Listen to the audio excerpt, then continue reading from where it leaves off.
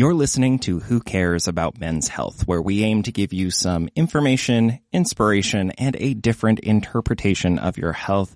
I'm producer Mitch. Scott, Troy, and I are taking a little bit of a summer break, but in the meantime, we've put together some best of episodes highlighting some of our very favorite moments over the past 145 episodes. Now, Scott likes to call me a men's health convert, and there's something to that. I used to never talk openly about my health to anyone. It was almost a sort of moral failing to be sick, or something uppity to worry about something like your diet. If it wasn't about something like muscle building, it really wasn't worth talking about.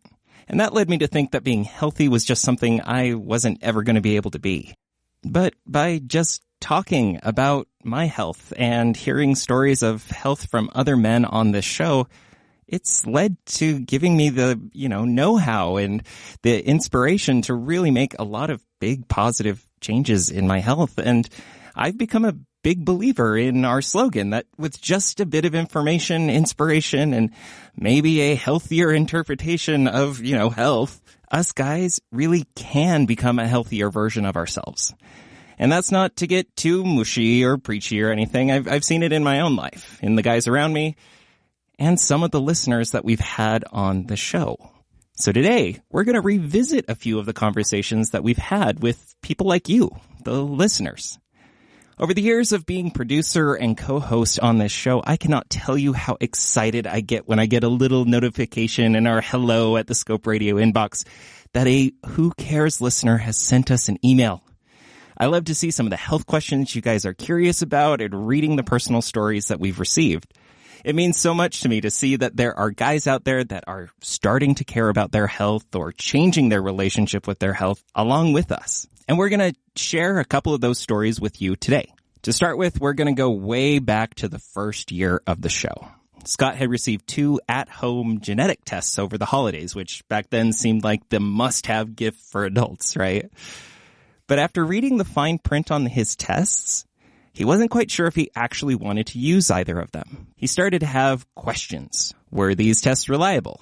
What could the company do with his information? Would he actually want to know the results? So we made it into an interactive giveaway. After a few weeks of exploring the ins and outs of genetic tests on the show and receiving submissions from listeners about their interest in genetic testing, listener Matt was drawn to be the winner of the test. The catch? He and Scott would first speak with a genetics counselor about any concerns or questions they had first. And then, on air, they would decide together if they would commit to spit in the tube and find out their genetics. Here are some of the highlights of that conversation with Matt and genetic counselor Karen Dent on episode 35, At-Home Genetic Test. Listen before you spit. I do have a question. Have you ever read the terms of service for any of these direct-to-consumer genetics tests? No, that I haven't Okay. done. Neither had I. And when I did... And now I'm a little bit nervous. Yeah, all right. So here is just an excerpt from one of them. Once you obtain genetic information, the knowledge is irrevocable. You should not assume that any information we may be able to provide you, whether now or as genetic research advances, will be welcome or positive. You may learn information about yourself that you do not anticipate. This information may evoke strong emotions and has the potential to alter your life and worldview. You may discover things about yourself that trouble you and that you might not have the ability to control or change. Wow. That's pretty deep. That's pretty heavy stuff there. Yeah. These outcomes could have social, legal, or economic implications. What's your take on what I just read you? Oh, that's just pretty heavy. Just through my own armchair research, I guess I've looked into the kind of things that it could possibly tell me. And I guess I just didn't really think about what that meant. Yeah, I didn't either, right? I was in this journey as well, and I'm still kind of on the fence whether or not I'll do it. So Karen, our genetic counselor, starts out by explaining the basics of genetic counseling, as well as some of the limitations of at-home genetics testing. So, Matt, what we really think about is our goal as genetic counselors is really to help people understand the medical, familial, and psychosocial implications of genetic data and the contributions to their health. And one of the reasons we want to meet with people ahead of time is to really review all of those things that Scott just talked to you about once you receive genetic testing results or genetic knowledge, it's not going to disappear. Like, you won't ever forget it. Right. You know, it's always going to be there. You can't unknow something. And it's important to think about your rights as a patient and consumer, which are you have the right to not know some information as well as the right to know some information. So one of the things that genetic counselors try to do is meet with families or individuals before they pursue this type of testing to make sure they're fully informed about the limitations, the benefits, the risks associated with that testing. Okay. Does that make sense? Yeah, Okay, I think great, so. Good. We're not trying to totally scare you. It is scary. We just to want hear you to that. be informed. Do you have something specific in mind? Again, like the little research that I did, I discovered that you could, maybe find out about Parkinson's disease, predisposition to obesity, or other things I'm missing that, maybe are more obvious, but those are just some of the ones that stick out to me that I remember reading about. And that's great. I mean, those are complex conditions that, are a lot of them are adult onset. So you're thinking about your own future, and are those things that could be passed on. So some of the limitations of this type of testing is some of those conditions that you mentioned, like Parkinson's, I don't think you mentioned diabetes, but obesity, some of those have genetic and environmental contributions. And of course, this test is only going to look at some of the genetic contributions. We don't even know if all of them. And there's no way that we could measure the environmental contributions to interpret your potential risk for those conditions. So it gives you an assessment, but it's not a real black or white answer to your potential to develop those conditions. Do you find that when patients come in, they are under the impression that it is black and white, that this is an all-comprehensive test? I think so. And I think that the companies sometimes do a little bit of that on purpose. I hope that's okay to say, because they're marketing these tests as an idea to help you improve your own health, improve your own healthcare, manage your healthcare. And what they don't tell you necessarily are always the limitations of that. So they can test all the genetic factors that we know currently that are associated with bipolar disease, obesity, but there's probably many others that we don't know about. So, go ahead. And I guess that's been the hard thing for me too. It seems like the only news you can get from these genetic tests is bad news, because it either tells you, yes, you have this gene, but if it doesn't say you have that gene, it doesn't mean this is a lot of double negatives here, but you still may be predisposed to that condition, because you said it's only identifying a small number of genetic markers for something that's very complex. Right. But and if you go into it knowing that there's limitations to this data, that this is not going to guide your healthcare plan, that this is something interesting. We do sometimes use the term recreational genomics. Some people object to that depending on the reason that they're pursuing the testing. Recreational genomics, I like it. It doesn't apply for everyone. But if you go into understanding that there's limitations to this, it can be fine to pursue. But again, as Troy said, you don't want to stop doing regular healthcare screening. So, for example, if this came back and said, you have a decreased risk for prostate cancer, we would still suggest you go to your physician and have your annual screenings for prostate cancer. I don't know how old you are, Matt, so that might be not on the screen yet. But. Oh, sure, yeah. I mean, I think I would definitely, take a look at my current lifestyle, and if there's anything that I can do to at least combat that, make sure that I'm, using that information to, as best as I can, make sure that I'm at least staying ahead of that. So after an hour of counseling and discussion, it was time for Scott and Matt to decide if they were going to take the test. But first, Scott had a curveball question for Ms. Dent. Ultimately, Karen, do you think taking this test is a good idea? Oh, way to put me on the spot. That's a loaded question. Okay. And this is not a recommendation for or against. Right. This is your opinion, and this is based on your expertise. Representative of my profession. I personally don't think. Here's the better. Can I ask you this first? Oh no, I already said it. Yeah. Have you taken the test? No, and I won't. There you go. Why? Do you feel comfortable sharing that?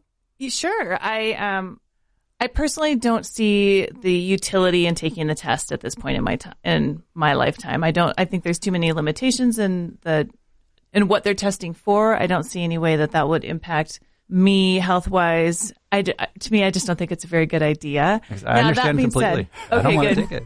Yeah. My father is this huge genealogy guy, and he's dying for us all to do these ancestry tests. I have 3 sisters, and I'm very against it, and it kind of breaks his heart a little bit. So, Wow. but I think he should take it from me that it's not a good idea.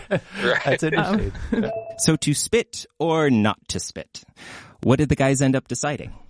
You know, I appreciate hearing all the opinions that have been brought on the table, and I don't know. I just feel like I have given it a lot of thought, and I feel like I do understand that finding out this information, and you know, it's something I can't give back, but I feel like it's something that I actually do want to know for multiple reasons. I'm interested in my genealogy as well. That was a small thing that I'd forgotten that actually can be revealed to me. But all the health stuff, I just feel like I want to know, so that I don't know. I know that there are limitations, but I feel like then I can maybe try and do something different. And, you know, I don't know. Not that, I don't know. My lifestyle it's pretty straightforward, and not that there would probably be a whole lot of changes, but I think maybe just going on into the future, you know, years and decades down the road, just having that information might be helpful. But I can see how it would be, I don't know, scary too, but I think I'm ready. Okay. It's definitely a personal decision. Yeah. It is. But I think Matt is about as informed a consumer as there has ever been in the history of this test. I completely agree. I was nodding the whole time you were talking. I feel like, you know, you have examined all of the potential issues for this test, what it may reveal to you, what it may not. You understand that there are limitations. You have thought clearly about what you're going to do with the information, who you are and aren't going to share it with. And you've also thought about what you would do should you receive something unanticipated and unexpected. And that's about as informed as you can be going into this. Exactly. So good for you, Matt. Oh, All right, great. Matt. Congratulations. We'll mail you the test. Congratulations, Yay. Matt. Yeah, excited for you, man. Which, you know, also now gives you additional time to consider, right? Because that probably would be a good thing. Yeah. Where am I at? Like, in my brain, before this conversation, I was telling myself that I also understand the limitations and whatnot, and I think I'm the type of person that could get this information and go, all right, well, that's interesting, and then move forward. But then you kept saying, like, you just can't unknow it. You can't unknow it. That's actually something that people don't always think about ahead of time, because a lot of people will tell you, if I just hadn't looked at this, and you will lose that option. So you've had people tell you that. Yes. So you have definitely seen people with regret and wish they had not seen it. Have you seen people that were happy they did it? Yes, but those are people that haven't received results that could potentially be sure, life-changing. Bad news. Yeah. I've also seen people who, again, don't understand the limitations of it. I mean, I've seen people that said, oh, it told me I have Jewish ancestry, so that's wrong. You know, so that's people don't always understand that that's probably not wrong. Right. You know? Interesting. I'm not going to do it. You're not going to do it? As of right now, I'm not going to do it. Wow. So do we have to do this contest all over again? Yeah, maybe I have to find somebody else to give this second test to. But so you just made that decision. I just made that decision. Discussion. Yeah, I mean, let me add one thing. Like I said, I fully support you. From the start, I have not wanted to do it. I would support you either way. One thing that is very important about your genetics is they don't change. So if you don't want to do the test today, but you want to in 5 years, that's fine too. You are not missing an opportunity to find out information only available today. Up next, we're going to move to a story that, no joke, when I first read the message, I thought it was fake. Really, I thought that Scott, my co-host, he had drafted the most perfect listener email. Exactly the type of story that we are looking for. It really sounded similar to something that I was going through, but he had forgotten to come up with a good alias. But surprise, it was a real email. Listener Scott is a guy in his mid-30s in decent health. He's relatively active, he eats pretty well, but there were a few health things that he described as a little off. A little overweight, blood pressure was a little high, he had a knee that got a little sore sometimes, and things like that. He wanted to be healthier, but when a doctor told him not to worry about it, he was healthy enough, Scott decided to reach out to us and see if we could brainstorm some steps that he could take to improve his nutrition and activity. So we had listener Scott on the show discuss his concerns about his health with the Who Cares guys and everyone's favorite nutritionist, Thunder Jalili. All on episode 82. Almost there, but not quite. Listener Scott's story. Hey, Troy, do you want to give the synopsis a la medical style like you would? That's right. This is like residents when they see a patient and they come and present to me. And I would basically present Scott's case as a male in his mid-30s. He has a BMI of 26.6, which is a little overweight, with a BMI of 25 being that overweight category. Reports a blood pressure of 128/75, which that top number may be a little on the high side by NIH standards. It's a little bit above 120, so maybe a little bit elevated. He sounds like exercises fairly regularly, runs a 5K once or twice a week. He bikes. He says he can do 5 pull-ups. He does That's pretty impressive, actually. Maybe we spend the rest of the episode talking about that. Seriously. Yeah, 5 pull-ups. Well, that was when I first read the email, I'm like, Scott, it is the same story with me. Like, even down to the little bit of BMI, the running, whatever. But when it said 5 pull-ups, I'm like, that's not. Like, no. That's right. But Mitch, similar to you, he does report some knee pain if he tries to run a little bit farther than 7K. So I know you've had some knee pain. You've had some ankle issues as well. So, well, I guess, Scott, I think the first question's for you. Like, is there something that prompted you to really say, hey, okay, this is all right, but I want things to be better? Like, what was it that made you think this and start asking these questions? I guess it's just kind of been over 10 to 15 years of adult life, nothing has really changed. My weight has stayed at about 180. Sometimes it goes down a little, sometimes it goes up a little, but it kind of tends towards the mean. Like some thoughts of I'm getting older, and if I could get this under control now, it might make life easier in the future instead of trying to be 55 or 60 and like, oh no, it's retirement's coming up and I'm going to be on the beach every day. Like I'd better start working on that. Like, I don't think it would work. So it was really just nothing really seems to be working. I guess I should state that as far as diets and exercise and stuff goes, I haven't tried anything extreme. So I haven't tried any of the cut out all of the carbs or cut out all of the meat or only eat smoothies. I haven't done any crazy exercise regimes, just because it's important, but I don't want it to become my personality. After discussing a bit about listener Scott's history and getting the lowdown on his current nutrition and activity levels, Thunder had some words of encouragement and a couple of ideas of how Scott could tackle his concerns.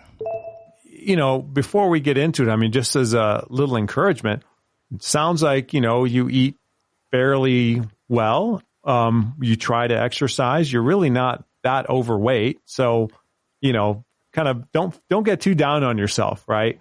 Now, having said that, a couple things that I would think about if I were you. One is, maybe some different kinds of exercise. It doesn't necessarily have to take more time out of your day, but it could be perhaps more efficient and maybe more targeted towards building strength and burning calories. If you have any interest at all in ever going to a gym, and some people don't, that's totally fine. It'd be a great idea to hire a personal trainer for a couple sessions. They're really good about giving you ideas of what kind of exercises to do, how to use certain, machinery and just doing things that are maybe different. And, instead of just going to the gym like most guys and bench pressing and doing arm curls or something, but, resistance exercise actually is good for your whole body. So that's one thought. If you don't like that, then there's other ways to incorporate more exercise into what you do. Recognizing your knee limitation. I don't know if you can kind of run more than twice a week, but that would be one option. Biking is actually a great alternative to that because obviously it's low impact. So, and it can take about the same amount of time as running. The way human beings are built, you look at the human being of, 10,000 years ago, even 5,000 years ago, even now, primitive cultures, they spend a lot of physical activity, a lot of calorie expenditure in the effort to procure and prepare food. That may take hours, right? And so they don't exercise per se, but just the act of getting food is a tremendous amount of exercise. Now you fast forward to a modern society where we don't have to do that. We can just go to a store or go to a restaurant and we're just, handed something. We cut out all that other stuff. So when you try to incorporate exercise, kind of in the modern, sense, you got to try to make up a little bit for all that lost calorie expenditure, that we had in the past. We don't have to do anymore. So having said that, probably you want to shoot for more than that 90 minutes or 2 hours a week.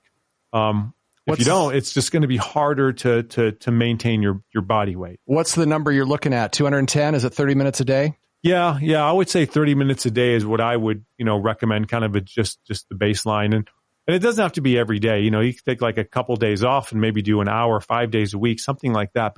But the reality is you have to just have a little bit more of that activity in there, because we're just not built to maintain body weight on just a little bit of activity. And Dr. Troy Mattson, the MD in the room, had some unexpected, but still valid and still good advice. Scott, I'm going to give the quote that I know everyone loves.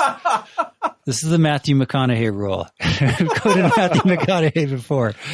His rule of thumb, which I love, is he says, just do something every day that makes you sweat. And he doesn't, obviously I'm sure he has a personal trainer and all kinds of other things, but there's something to be said for that, about not worrying about metrics and pulse and this and that. I think if you can do something every day for 30 minutes that, whether it's biking or running or a vigorous walk, or maybe it's like some Thunder said, doing some resistance training. Maybe you don't like going to the gym, so maybe if there's a way you can stand and like do just some free weights or something while you're working. I think anything you can just do just once a day, it's just incorporating it to get your heart rate up a bit. I think that makes a huge difference. So after brainstorming with a nutritionist, a doctor, and a couple of everyday guys, did we give listener Scott what he was looking for? What's your honest opinion of it, Scott? Do you just kind of feel like it's more of the same, or do you just feel like, oh, these are dumb, these things won't work, they're too easy? Like, where are you at? I was expecting a little bit more of like a cheerleader type thing of like, yeah, you can totally do it. Whereas I feel like we've touched several times about like, yeah, you should like just be chill. Like you should be happy for where you're at right now.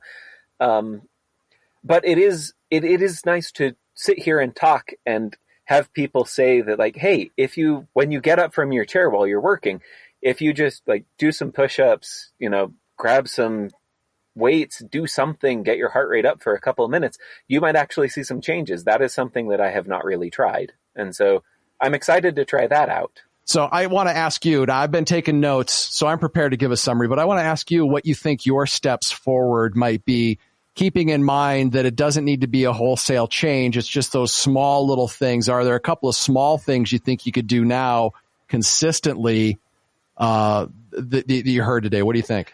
I think that some of the low-hanging fruit would be like having some sort of weights, some sort of resistance training that I can, when I stand up periodically, do something. I mean, there's body weight training like push-ups and sit-ups, whatever. So I think that that's something that I could definitely do. Maybe eating a little bit less. I am planning on contacting a dietitian. That seems like something that I would be able to do pretty easily, wouldn't require much face-to-face stuff, or only once or twice, versus like a personal trainer type situation. But I am very interested in getting a personal trainer. I think that if I tried to get more minutes of exercise in the week and then go and meet with a personal trainer a couple times, once a week for a month, and then see where I can go from there. I feel like there's a lot of directions to go. And I feel like this has been a very helpful conversation, I guess, to wrap it all up. And you don't feel overwhelmed right now? Oh, yeah, definitely. Definitely. Well, let me just wrap it up then, Scott, because I think the big point I want you to understand is you're doing great. I mean, that's the bottom line. You really are doing well. Your numbers sounds like just a little bit off. Certainly give yourself credit for everything you've done. And just, again, sounds like you've got some very specific things you can do. I think it's important to implement those things. Give it a month. Commit, give it a month, and then reevaluate. But it sounds like you're on the right track.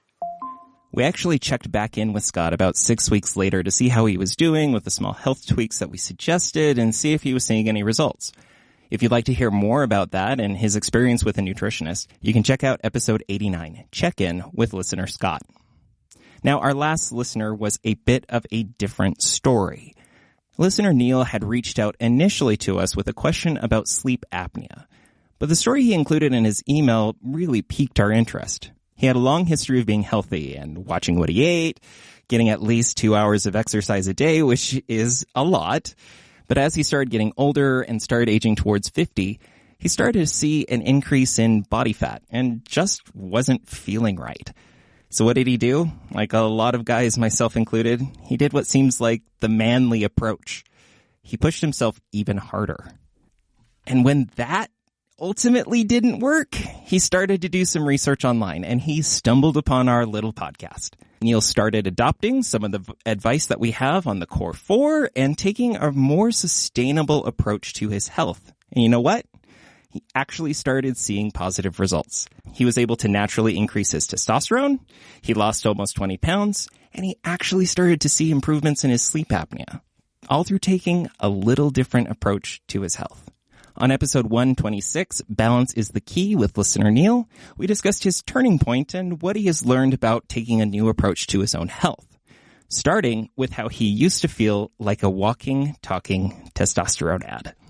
So what I noticed was, and I think I wrote this to you guys, I felt like I was living the bad commercial that I think all men hate. You know, your testosterone's low, you're gaining belly fat, you're agitated, you can't concentrate. You don't want to be that guy, do you?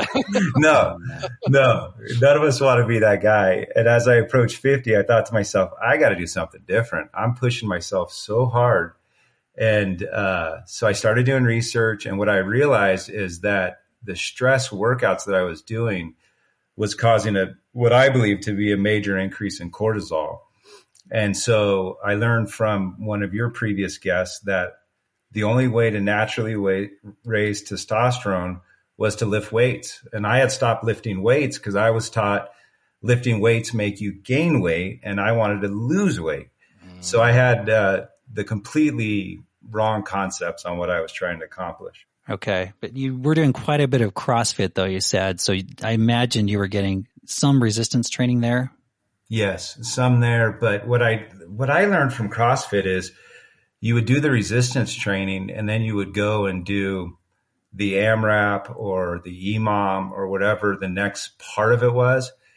And for me, I don't know, maybe I pushed too hard, but I would be completely thrashed by the time it was over. And I would feel awful. I'd crash on the ground. Then what I noticed is I was falling into the trend of overeating afterwards. Oh, yeah. And that's when I started realizing I need to make a change. Yeah. And was there one thing specifically? You mentioned you noticed increased belly fat, increased weight rather than losing weight. Was there one specific moment? Was it your testosterone check that really triggered this reassessment, or was it more of a process as you just noticed things were going the wrong direction? I think it was more of a process. And actually, I was talking to my doctor, who's my best friend, but I don't go and see him. And we were just BSing at a bar, having a beer and dinner together. It's my kind of doctor visit. That's good. Yeah, right. And I said to him, I said, man, I'm doing all these events. And I told him what was going on. And he said, there's a lot of evidence that can actually do the reverse. And so I didn't really follow up with him, but I decided to do some research on my own. And it sounds like realistically you were doing at least, just from what I heard, 2 to 3 hours of pretty high intensity exercise every day. Yes. Wow. Yeah, so that's a lot. Yeah. Yeah. It could be super frustrating too. I bet you're exercising, you're eating, what you think is healthy, and you're putting on body fat. That must have been really super frustrating. But I think it's not at all uncommon. We always think if we're not getting results, you got to do more of it. It makes sense, I think, for most of us to say, well, if I'm not losing weight exercising 2 hours a day, I should probably exercise 3 hours a day. Well, not just that. I mean, the thing that I'm really empathetic and like resonating with the story, even though I think I come from a very different background, is just this idea that like whenever I was struggling with either my weight or feeling healthy enough or liking how I looked in the mirror or whatever, the thing that I tried to do was work harder, right? I'm not lifting heavy enough, or I'm not doing the right program or whatever. And I'd find something on Reddit and I'd commit to it for like a week or two. And I'd choke down 12 giant chicken breasts like every couple days or whatever, and I just felt like garbage. I felt tired. I didn't see any real results. And it's so interesting to hear that someone who was very active and who was doing these other things was kind of experiencing the same thing, that if you are pushing yourself far too much, like it's not sustainable. It's not good for your body. It's counterproductive. Yeah. So where did you get your ideas about fitness? Like, what brought you to be doing like 3 hours of exercise a day and eating paleo? Where did these ideas come from? Yeah, I guess, that's a good question. I'm not totally sure. I played sports in high school and in college, and I think it just came from media. I just thought that's what you're supposed to do. And, the American way is, which I love America. I don't mean to sound negative, but it's push harder, right? Everything is push harder, push harder, push harder. So that's what I did. And I've taken more of I've adopted your 4 pillars of health, and I meditate now and just do some things quite a bit different. We talk a lot on this show about a philosophy we call the Core 4, which is our way of making health simple, saying that there are 4 things that you can really focus on to get the most out of your health and see the most benefits: nutrition, activity, sleep, and mental health. Now, for listener Neil, before changing things up, he had focused a lot of his efforts towards activity and nutrition, and I think there's a lot of us out there that are the same way. But by thinking about the other 2, Core 4 as well, and taking a little bit more of a holistic approach to his health, what sorts of benefits did he experience? Yeah, well, if you remember, Scott, I originally emailed you about sleep apnea. I was diagnosed with moderate sleep apnea. My doctor friend recommended a CPAP. I don't really want to do that, so I'm still working on it. But I do know that I've lost about 16, 18 pounds doing what I'm doing. And I have been sleeping way better. And my girlfriend says I do not seem to have the apnea like I did when I was heavier. So that's good. And I meditate every day in the morning. And I do a grateful journal every night. And it's funny because I started the Grateful Journal literally the same week you guys did your show. And I was like, oh, these guys are, I'm the number 1 fan. And It did creep you out a little bit? Like, where's the camera, guys? It did freak me out, actually. And actually, some of Mitch's stories freaked me out, too, because I was like, man, I know what he's talking about there. Wow. And so anyway, that's really helped. I really feel very healthy. I feel better now at 50 than I did at 45 when I was doing all that stuff. And, So tell me a little bit, as you started focusing more on your emotional health, how have things in your life changed? How's that aspect of your health changed? I definitely have the ability to stay in the moment better, with modern society and phones buzzing every second and computers beeping every other second. It's the ability to kind of just stay in the moment and concentrate has definitely improved through the meditation. I really enjoy that. I also feel more at peace. I did share with you guys, I'm working on being agitated. My job is somewhat of an agitating job, being a lawyer. Aren't they all really? But I still feel a little bit better at it. So I'm working on it. But I do feel definitely more at peace. And, for me, it's a better connection with my family because when I'm with them, I'm present, which is nice. Wrapping up here, what have you learned from this journey that you have gone on, this transformation? What have you learned from this experience? If I can steal from Troy, I think balance. I was way out of balance. I was overfit actually, I didn't even share this with you guys, but to the point where I had an EKG that was kind of wonky and they said, oh, you got a runner's heart. And it was really, it was really odd circumstance. Anyway, so what I've learned is just balance. My eating's better. I have some discipline as part of my eating. I have some discipline as part of my working out. I have some discipline as part of my meditation and my sleep, but I'm not over the top discipline like I was before, where if I ate a piece of pizza and fell off my paleo diet, I needed to go run 10 miles. So, I I feel great. It's all about balance. That's what I learned. And enjoying life, right? Like a piece of pizza is, if a piece of pizza has never derailed somebody's health, right? Right. It's when that piece of pizza gets together with 18 of its friends every week. Then yes. Right. That's right. Yes. Well, I've reintroduced pasta into my life and I love it. Yeah. I just don't do it a lot. That's all. Right. And I would contend that's just as much of a mental health thing as anything else. You got to enjoy life. Like, why are we doing all these health things to these extremes at the expense of enjoying our lives? Yeah, it's been great for me because I actually have more time to do other things that I want to do, like spend time with my family and, you know, so that's been great. So what's next for listener Neil? I'll tell you, I probably will do another mud run because I'm curious to see if I can still go as fast as I used to. And I have a feeling I can. In fact, I think I can go even faster, because I think I'm a lot healthier. And that's what's exciting to me. Now, that was just a few of our listener episodes. I know that they are some of my absolute favorite episodes. And if you liked anything that you heard today and want to hear more of it, a list of the episodes featured today is in the show notes. And maybe, just maybe, hearing some stories from other listeners out there may just inspire you enough to reach out with your own health story or question. You should know that it would make my day, and who knows, maybe you'll be asked to join us on a future episode. As always, you can get in contact with us via email for anything at hello@thescoperadio.com. Thanks for listening, and thanks for caring about men's health.